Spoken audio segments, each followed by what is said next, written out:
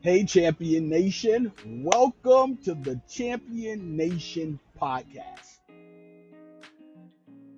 In relationships, gaslighting is often spoken about as a form of abuse where one partner is trying to convince the other partner that what they are experiencing is not real. Like cheating, infidelity, lying, all these types of things. So when you bring that into the medical world, for me, what medical gaslighting looked like was I'm losing use of my arms and legs. I'm in so much pain that I cannot move. I am, like, before I quit working, I was hiding in offices that were empty to cry in pain. And I'd go in, cry it out for a while, come out, get back to work. It was bad. And so I'm experiencing all these things. And the doctors are saying to me, there's no way you're experiencing that. There's nothing on your scans to show that. What's up, Champion Nation? This is your host, Kayshawn Cooper, the host of the Champion Nation podcast and founder of the Champion Nation. I am so excited to speak with Kelly today. To speak with Kelly Nerdzilla Mendenhall. It's a really big mouthful. It is. I was trying so hard to concentrate not to butcher your name. I really was. But I'm here today with Kelly, and one of the things that I'm really excited to talk about because Kelly is, and she's an artist, she's an activist, and she's also an author. And the thing that I'm really look forward to hearing and talking to Kelly about is because my wife has multiple sclerosis, and Wow. and I know with Kelly, she's an advocate for women with disabilities, and also talking about medical gaslighting. And I look forward to jumping into that conversation as we speak. So, Kelly, welcome to the Champion Nation podcast. Thank you for having me. And forgive me, everyone, for I will have to drink coffee throughout this recording because I get dry mouth from my meds. So Okay, we're just gonna okay. roll with it. But yeah. So, Kelly, thanks for joining us. Welcome to the Champion Nation. Just briefly, tell us who you are, what you do, and why you do it. I am an accidental activist, I say. I was born this way and I can't help it. But I make the most of it. So I grew up in Flint. I got my master's and bachelor's in political science and then public administration, nonprofit management. And I was like, I'm gonna change the world. I'm gonna help Flint get back on his feet. I had like life changing, world changing dreams. And I think growing up in the automotive industry, we were often it was like and maybe you could speak to this. I don't know where you're at. Are you in what I'm part in of the Atlanta, country? Georgia. Oh, you're in Georgia. Okay. So Mm-hmm. up here, down there it's probably more agricultural and things like that, but up Mm-hmm. here it was like you have to go to school and get good grades so that you don't end up in the shop, right? Like that was like our birthright. In our generation, everybody wanted us, you got to go to school to get good grades so you don't end up working in the shop. And then you go to college and you get good grades in college, and then you can have the American dream. You can have Mm. the house and the fence and the kids and all that. And that was really uh a very common theme growing up. So I did those things, and I thought I was making the safe bet, like doing like trying to be out there changing the world and making it better.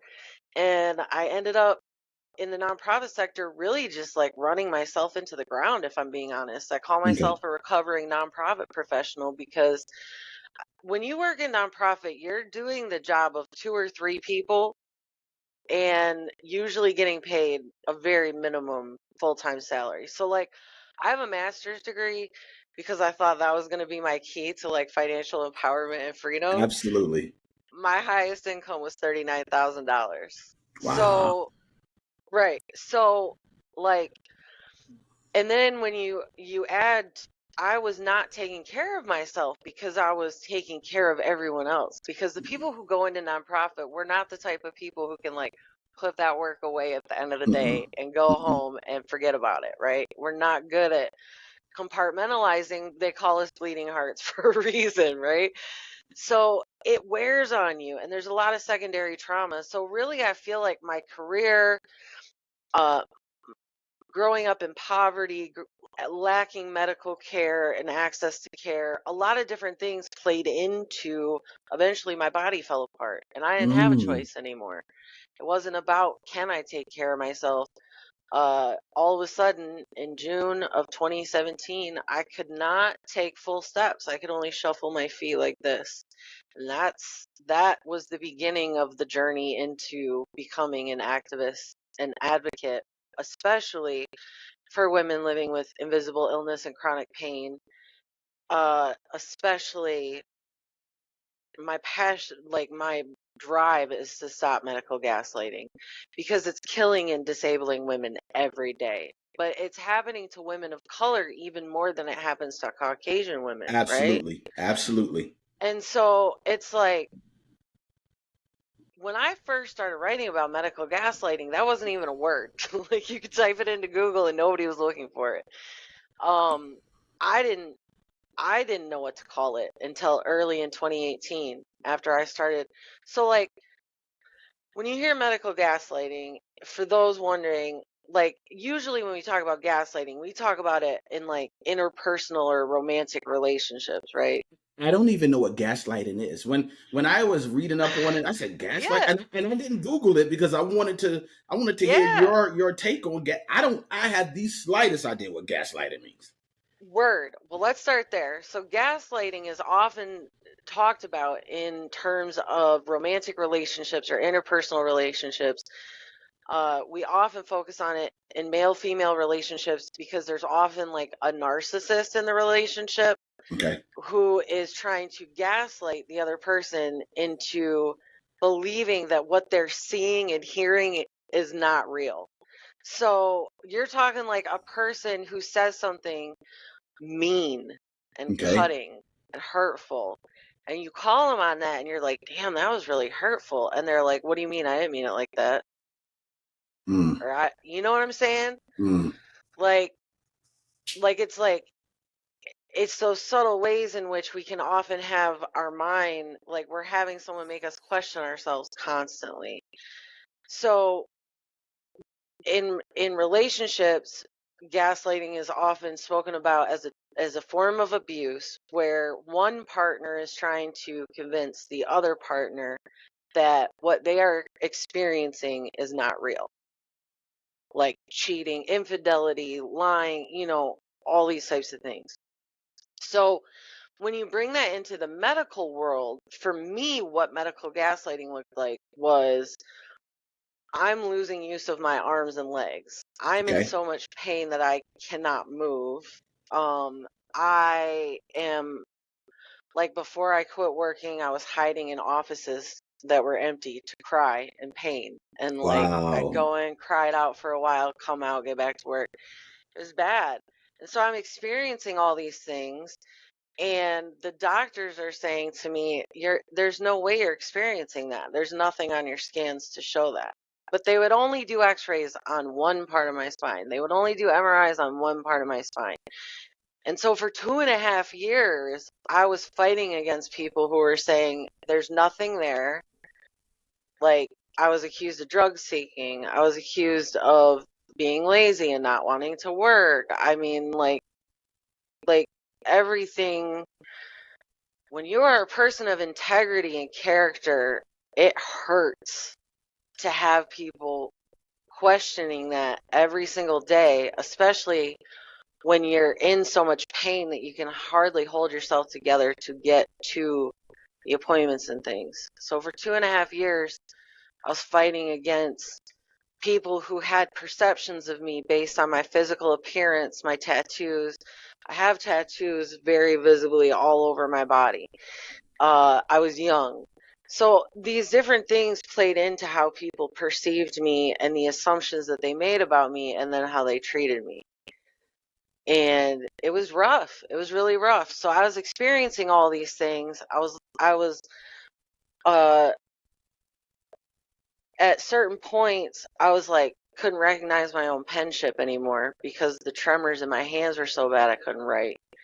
I was losing grip in my hands and dropping things all the time.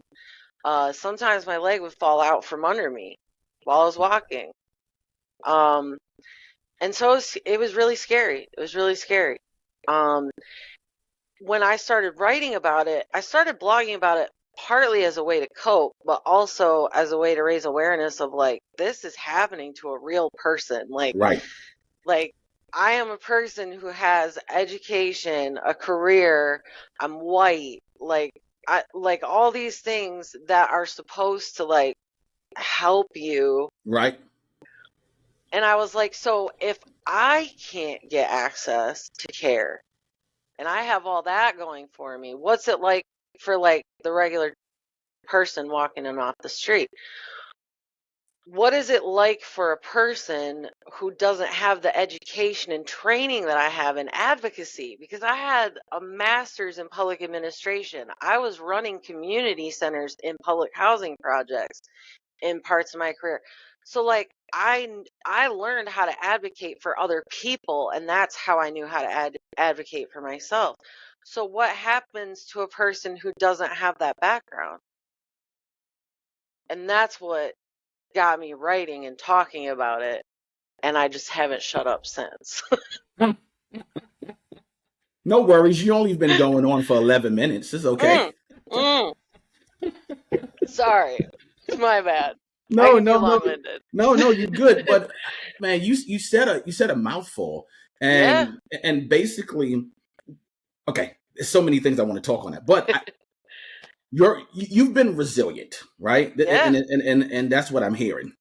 Mm-hmm. Feet couldn't move back in 2007. Excuse me. Yeah, 2007. 2017. Yeah, 2017. 2017. Feet Yep. couldn't move, and you couldn't recognize your penmanship. You had tremors, and then all of a sudden, the things that you thought would open doors for you from your ethnicity to your education, being a woman, Mm-hmm. absolutely did not open doors for you in the way that you thought you would, and then it had you thinking, hey, if me as an educated white woman going through this, uh, what's going on with minorities? I know for sure minorities are having a difficult time. So, with your Yes. resilience in the face of medical challenges, could you share a pivotal moment or pivotal moments that helped you maintain a positive outlook to continue advocating for not just for yourself, but also for others?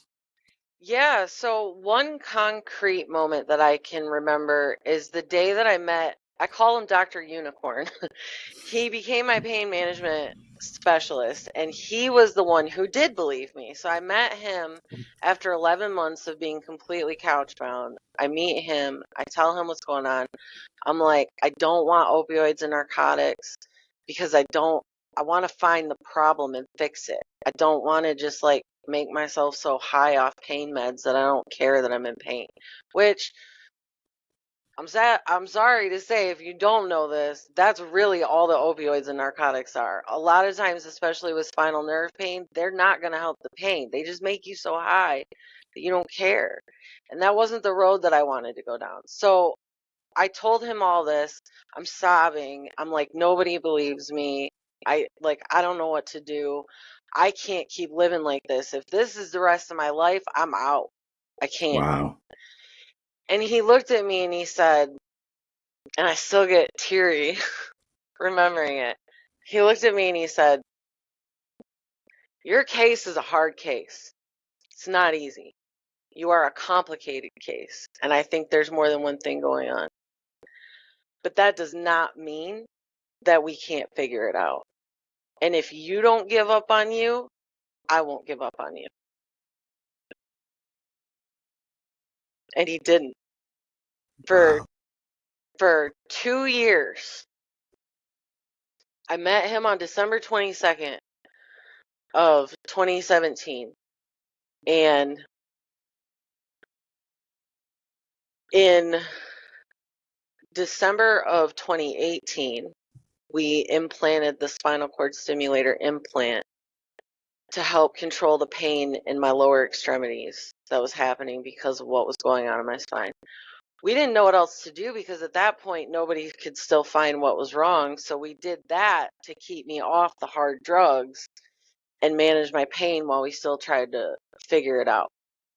So another concrete moment would be in June. I think it was either May or June of 2019. Mm-hmm. So it's been a while. Dr. Unicorn sent me to see a guy, a neurologist, and that neurologist did a field sobriety test on me in his office because he could tell I wasn't under the influence of anything. So this is like a neurological test. This is why they do that when you're drinking, because it's a way to see how your neurological response is. And I couldn't do it. I couldn't pass the field sobriety test, and I was crying in pain. And he looked at my chart, and he's looking at me, and he's like, he said, I can tell things are wrong. Something's not right. Why the hell has no one looked at the rest of your spine? Why are they only looking at one part? They were looking at my low back. And I said, I don't know. I've asked 3 doctors for MRIs of the full spine, and they've all said no.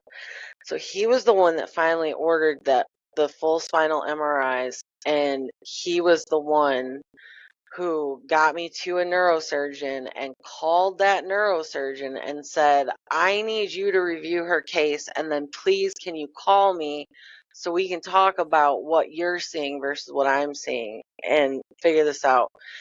And that was what saved my life and my legs eventually, because those MRIs that he ordered were the ones that led us to find that my spine was crumbling. Like, Mm. I had vertebrae that were sliding in and out of place every time I moved my head, because I had a ruptured disc in my neck and a whole bunch of other big words that I'm not going to bother trying to say. There's a lot of things happening. And then in my back, I had a mass crushing my spinal cord. It was a ruptured disc that ruptured right under my bottom rib. And because I'd been gaslit for so long, it was left untreated and unchecked. So it just kept growing for 2.5 years into more bone matter, and it deformed and crushed my spinal cord. And that's why I was losing use of my limbs. You know, Kelly, wow. That's really all I can say at that point. Wow. You know, my wife and I, we always talk about, her name is Dominique. Dominique and I, we always talk about how if you don't advocate for yourself, damn it, you're going to be in trouble. No one can do it for you. No one can do it for you. So with that being said, the concept of medical gaslighting, the way you talk about it, the way it exudes out of your pores and out of your message, it's a critical issue that you've highlighted. What Yeah. advice do you have for our listeners, for our viewers who might be experiencing similar challenges and trying to navigate through the massive Goliath we call the health system? Oh You man, know, it's so bad. how can you effectively, how can they effectively advocate for themselves? Um, you shouldn't have to game the system, but here we are, right? And that's what one of my recent doctors said. So, some things, some tips.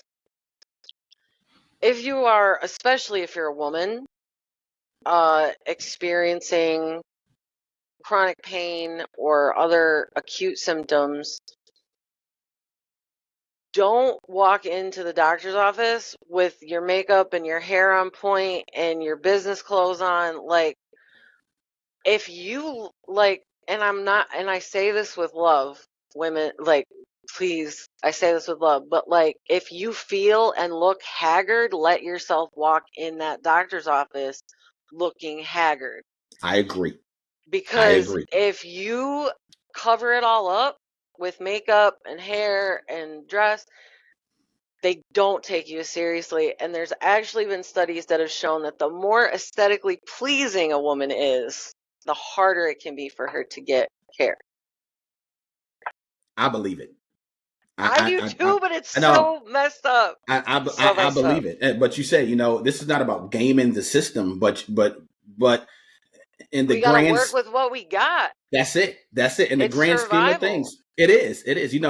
There are rules for everything. Everything in life, there are different rules, and if you want to win the game, you have to know how to play it.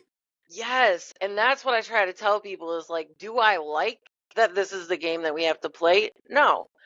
But am I going to adapt to the system that exists and try and infiltrate it from the inside? Yes. Because if you are standing outside the system screaming, something's wrong, something's wrong, something's wrong, it's really easy for people to ignore that.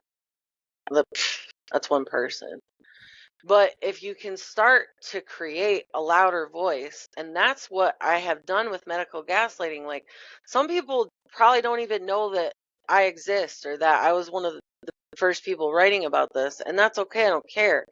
But what I love is that when I started writing about medical gaslighting, and I defined it in my article for Blasting News back in 2018, since that time, now you can search medical gaslighting. There are stories every day in the media and on social media. There's TikTok filters raising awareness about medical gaslighting. There's a clothing brand, Two Crow Collective. I'm actually wearing one of their shirts right now that is entirely about raising invisible disability awareness and advocating for people with invisible disabilities. Like, none of this existed in 2017 or 2018 when I started writing about it. So it makes me happy. It makes me feel good but now that we've got more awareness, now we need the action plans. So it starts with every individual patient advocating for themselves. Other things that you can do, there are new pain charts. I wish I could remember the name of it. They've introduced it into the military. It's something Jones. I'll send it to you if you want to Okay, include it in show links. I do. But it's like a new pain chart. So instead of communicating on a scale of 1 to 10, 1 being like no pain and 10 being the worst pain of your life, where are you on that scale? Well, where do you think like my 10 is versus a person who hasn't had 4 neurosurgeries? You know what I'm Ah, saying? ah, Like, pain is subjective one and hundred it's a percent. neurological response. So I'm used to living at highly elevated levels of pain. So if I'm telling you that my pain's at like a 2 or 3, for somebody else, they might have gone to the ER, but that's my pain level. So instead, we're talking about the pain is there, but it's not really bothering me that much. And then the scale goes up to I can literally focus on nothing else. The pain is taking over everything. And that's the And new scale that you're that's talking the about. new Okay, scale that please send it to us. yeah, Yes. I will. They introduced it into the military, and for some reason it hasn't gone mainstream as much yet. So what I'm going to do and what I would encourage other people to do is to print copies of that scale. Mark where you are on that scale. Write a little note about it and tell your doctor, I would like this added to my chart. If you ask a doctor for a test and they say no, say, okay, would you please note that in my chart? And I bet you they'll say, all right, well, I guess we can go ahead and schedule it. They don't want too much information in your chart showing that they were not giving you what you were asking for as a patient, right? Mm-hmm. So if I would have known those things, then I would have known with those 3 physicians to say, okay, well, I want you to put it in my chart right now that I requested a full spinal MRI and that you refused. I would like you to note that in my chart. You have to get comfortable with being uncomfortable because, like, for me, like, growing up, there was like a set of authority figures, right? Right. Doctors, lawyers, Police officers. judges, teachers, Yep. police officers, Yep. like clergy staff for Yes. people who go to church. Pass. Yep. There's like all these automatic authority figures that we are pre-programmed almost to like just trust and respect, right? So it's not easy to take on someone you see as an authority figure. Like a lot of times we don't argue with doctors because we're like, but they're the doctor. Yeah, but doctors know the human body, but you know your body. And that's what I want women to understand the most. I mean, everyone, because it happens to men too, but I'm a woman and it happens to women more and it happens to women of color more. And that's just that's like bare bone facts of it. But like, I want women to know they're not crazy. You're not crazy. Like, what you are experiencing is real. Your pain is real. These other symptoms that you feel and you've been like, it's like nagging you in your head, and you're like, but the doctor said it was fine. I don't care what the doctor said. If it's still nagging you and your gut is telling you something is wrong, go to other doctors. Fire your doctors. You can fire Yes. your doctor. Yes. I You are agree. not obligated. You're not married to your doctor. No. And a doctor-patient relationship should not be an authoritarian relationship where the doctor's telling you what you're going to do or what you're experiencing. It should be a partnership. It should be a collaborative partnership where, and I have found too that like if you are a person like me, or if you're like a woman of color or whatever, if you call that shit out on its face up front and say, I know that this is a rare condition, but here's why I think I have it. Or I know that your perception, I've said to doctors, listen, I know I'm covered in tattoos and I look to you like someone who does drugs. I do not do drugs. Radical honesty. I just put it right out on the table. And I'll tell people too, like, a lot of people who use cannabis for pain management are not honest about it because they feel like it's going to get in the way of them receiving medical treatment. I am very honest about being a medical cannabis patient. And when they ask me, do you smoke cigarettes? No, but I smoke cannabis daily for pain management. And a lot of doctors would rather, if you have a doctor who would rather you be on pharmaceuticals than cannabis products for pain management, get another doctor. Like, consider it at least, because Right. that is antiquated rhetoric that is in their head about cannabis, right? Like, when I lived in Tennessee, I had no access to cannabis for pain management because you couldn't even get anything besides industrial strength CBD there. Like, there, well, you live in Georgia. It's the South. Yep. I mean, Georgia's a lot more progressive than Tennessee, but it's the South. It's the Bible Belt. And so I didn't have access to anything. Now that I'm back in Michigan, there's a medical dispensary that I can call if I'm in a pain flare and I can't get there. They will deliver. You could get cannabis delivered to your house, and people are still Wow. in prison for it. That's a Wow. whole nother issue. That's another topic for a different day. But I'm just saying, like, what a time to be alive that I can call or go online and place a dispensary for medication that I need. Some days I need it just to be able to get up and walk. Wow. I'm doing really good lately, but you never know when a day is going to happen where it's like, oh man, like trying to get out of bed. So I can call them and they deliver it to me. And that's a huge blessing. If you live in a state where you can't access that, I highly recommend looking into states that you can access it, because the quality of life difference in having safe access to pain management, you cannot overstate the quality of life difference that makes. No, I definitely agree with you. Do you want me high on opioids? Do you, or do you want to Yeah, take a, or do you want me to take an alternative right, view right. Like, to do you want attacking me this on pain? poppies right now? Like, Yeah, you want me on your synthetic heroin right now absolutely. instead of cannabis? Really? Like, you have to question a doctor who, like, And to your point, there's nothing wrong with, and you're right. We have grown up. We have so many interesting preloaded negative self beliefs we have, and yes, it stems from our childhood. And to yes, think that, you know what, a doctor is a person with a degree. That is it. Is yes, the doctor yes. is a title. His name is still Tim Brown, but he just so happens to be a doctor. The end. And doctors can be C students. And D students. Right. Like, so you have to, not every doctor is a brilliant doctor, No, like, not at all.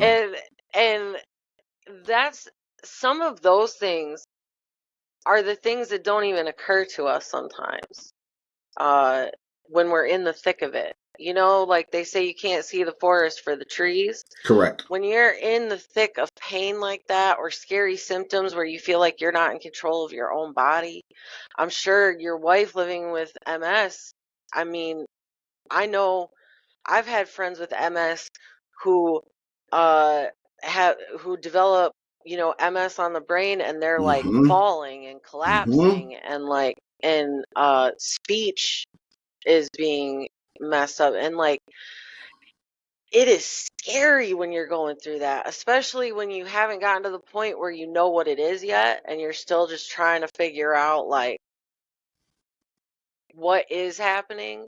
It's scary, and so it doesn't always occur to you, like,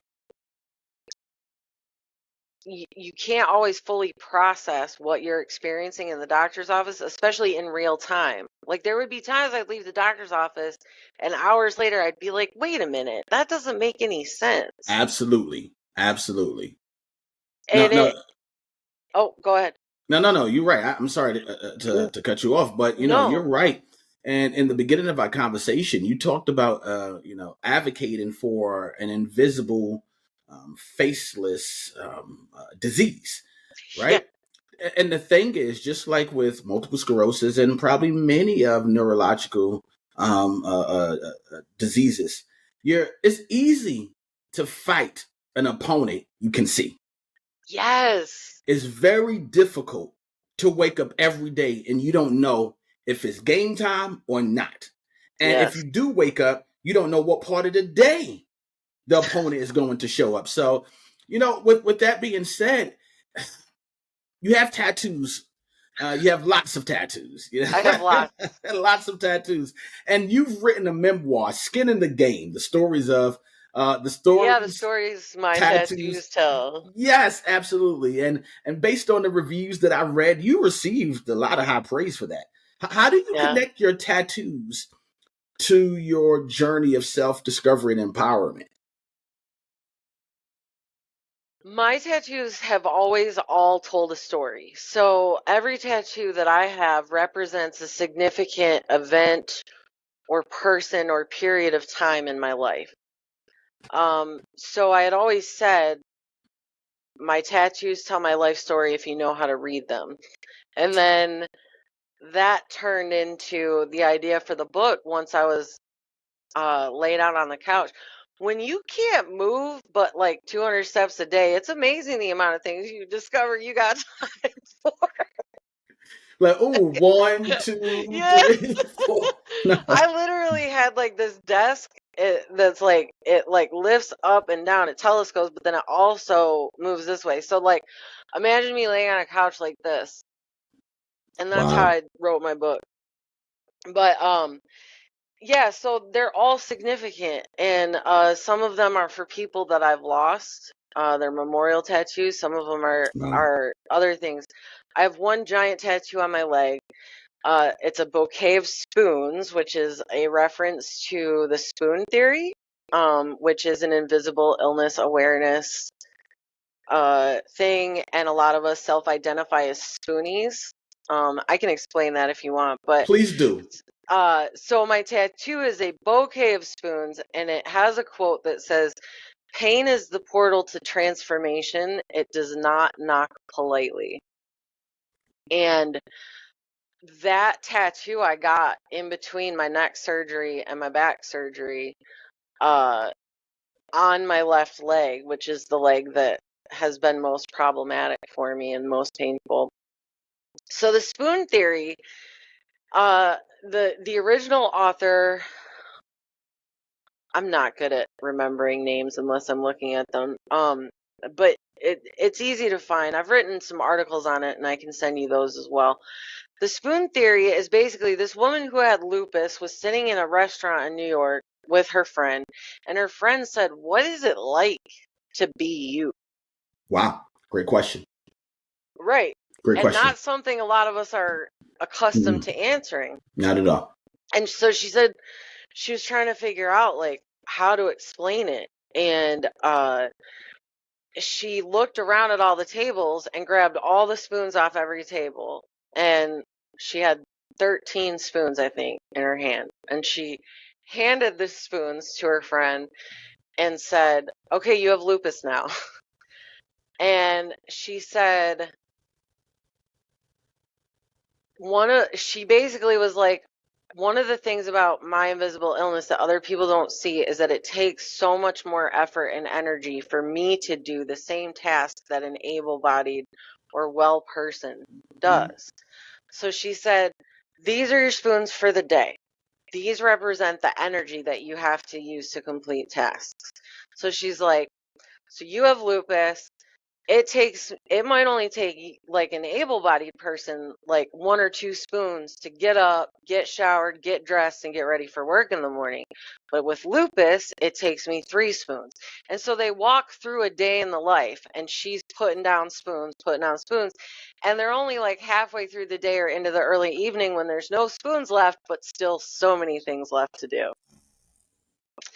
And so it became a really like, for me, it's a much easier and more palatable way to communicate about where my energy levels are or where my pain is, because mindset is incredibly important when you live with chronic pain and chronic illness.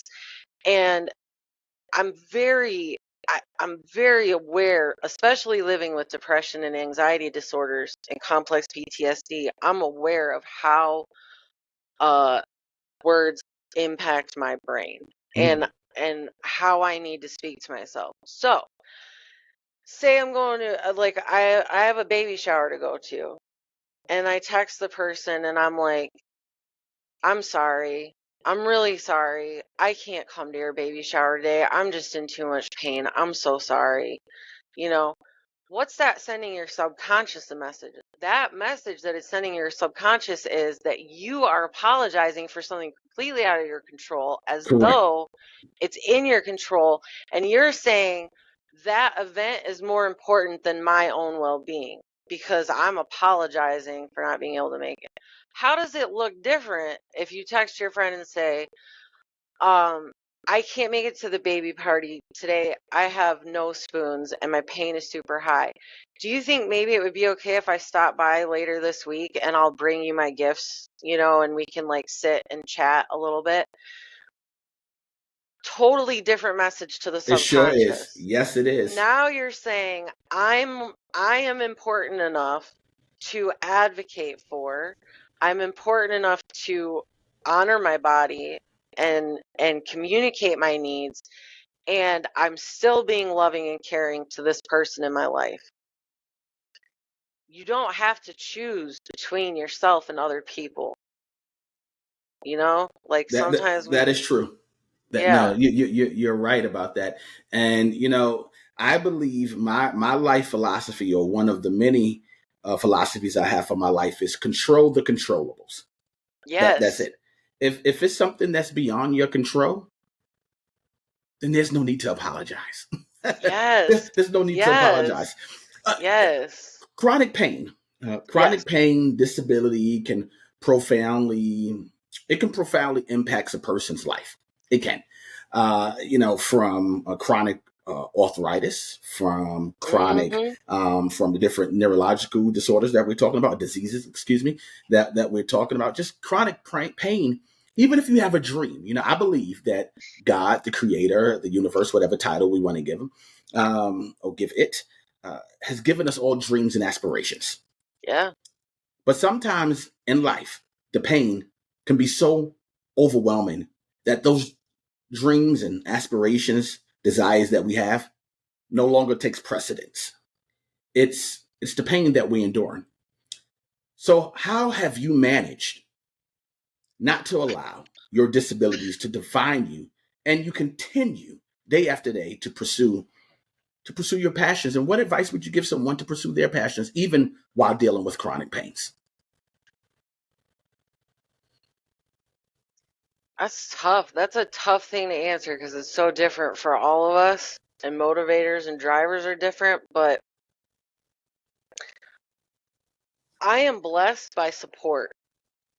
I and I've built that support network. My mom always reminds me of that. She's like, Kelly, people are putting back to you what you put into the world. That's why you have the support you have. So I have to remember that. But I am aware that not everyone has family and friends and loved ones cheering them on every step of the way or bailing them out. Like, I mean,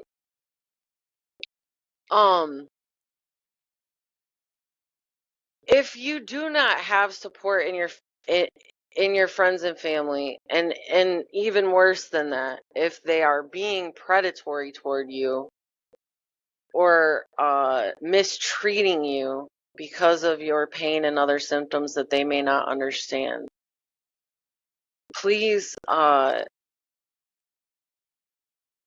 don't let that become your story, and be the hero of your own story. There's a saying that people say, you don't drown by falling in the water, you drown by staying there. And I like that. But I also like to add, no one is coming to save you. So it is up to you to get to the top and take a breath.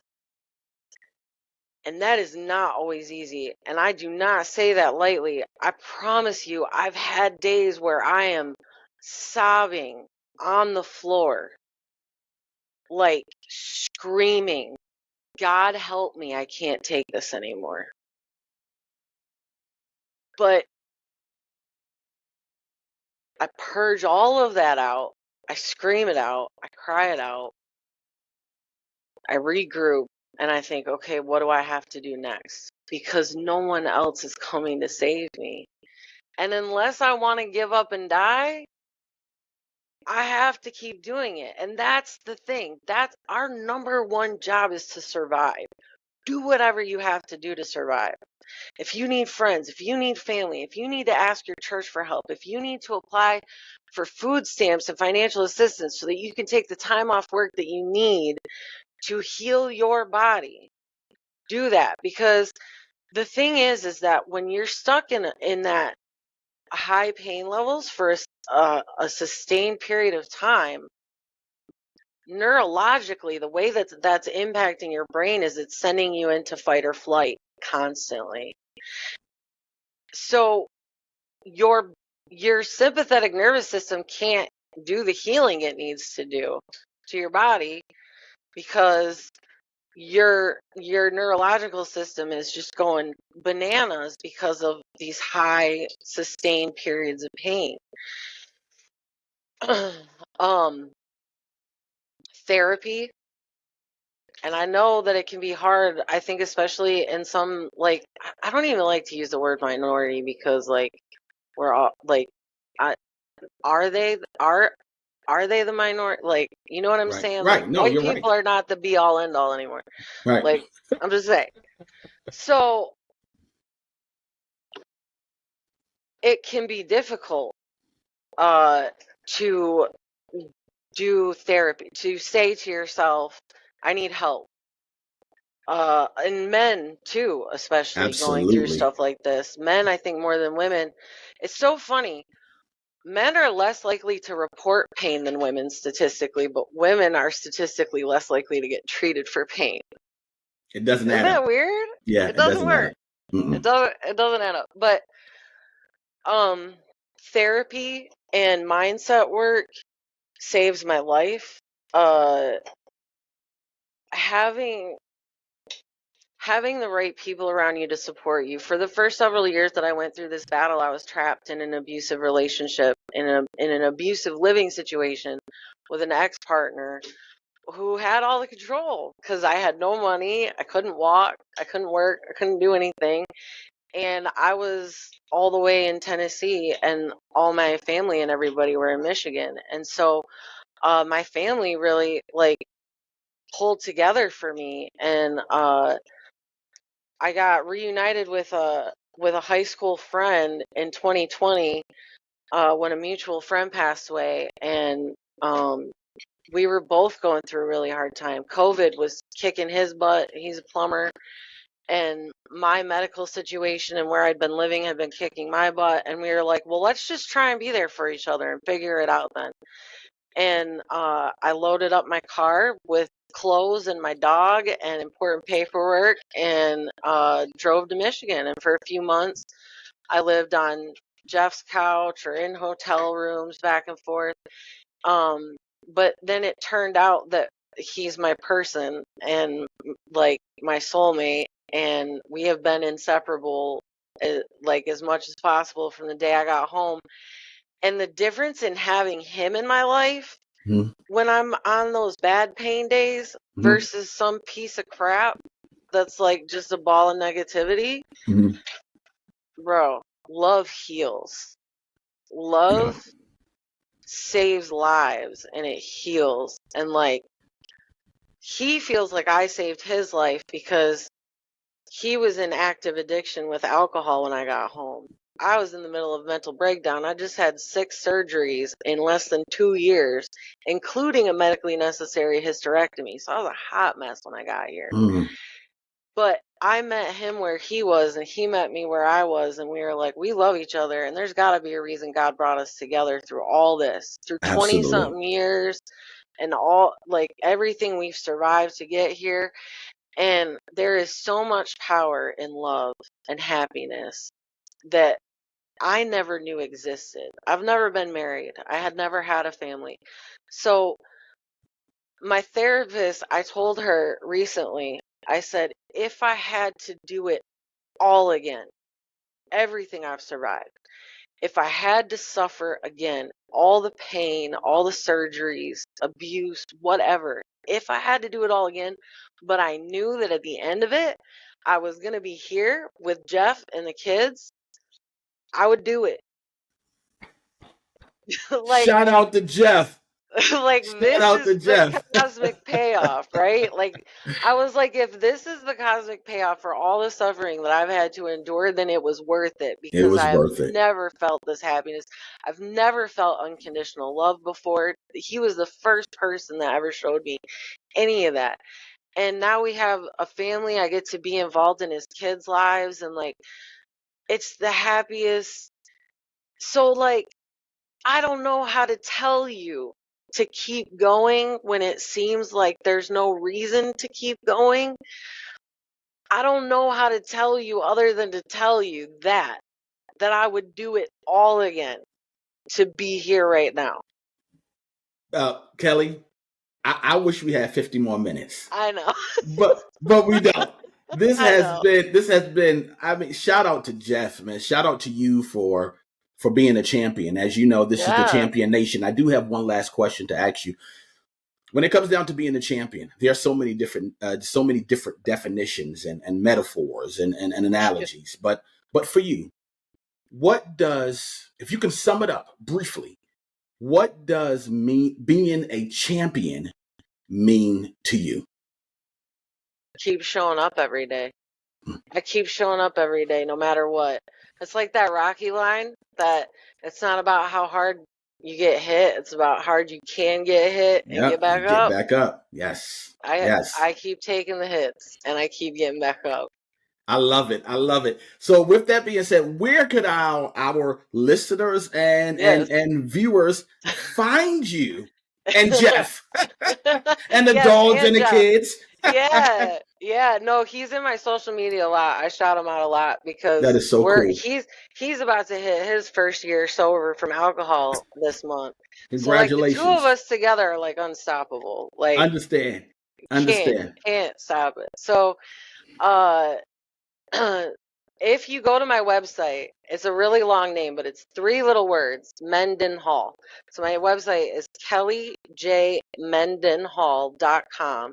But you can find me on Facebook, Instagram, TikTok. Everything is either Kelly J. Mendenhall or author Kelly J. Mendenhall. And For anyone who likes to craft or hand make things, I have a support community on Facebook called Stitch and Bitch, and it's attached to my blog. It's a blog and support community.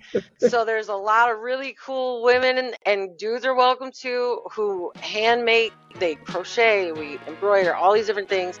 And we try to get together once a week and just like hang out. We all have chronic invisible illness, and we like hang out, commiserate, and stitch.